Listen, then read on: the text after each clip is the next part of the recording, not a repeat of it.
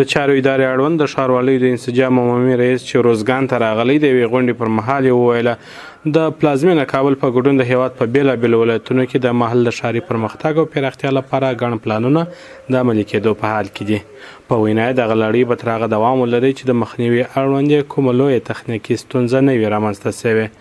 ولایتونو ته د سفر موخه د ښاروالیو له چارو څخه د نظارت ترڅنګ په مالیاتي برخه کې د دولتي ادارو او ښاریانو د همکارۍ جلبول یادوي.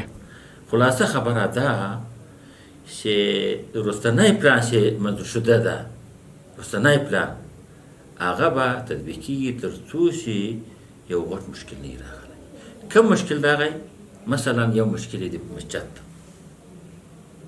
مسجد په پلان کې راغی، دا تطبیق کوي. دغه کې به نو بیا یو څه دغه د مسجد څخه دغه پلان دغسې پاتې کېږي، ځکه له مرکزي ادارې څخه چې سیکرټریان شوی ده، امارت مقام کړی ده. دې ناسته کې د روزګان د ځایي ادارو مسؤلینو او خلکو له راغلي مسؤلینو وغوښتل چې دغه ولایته پاملرنه زیاته کړي. وایي روزګان د کلونو راهیسې د هر ډول پرمختګ څخه بې برخې پاتې شوی.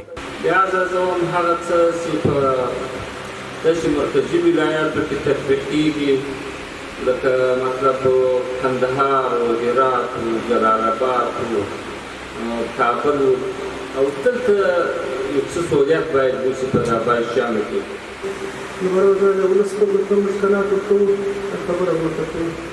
د ښاروالۍ د انسجام رئیس داسې مهال روزګان ته سفر کوي چې تیرو کلونو کې د دغه ولایت مرکزي ښار ترینکوټ نږدې 80% د یو شمېر خلکو لخوا په خپلسري او غیر پلاني توګه انکشاف ورکول شوی.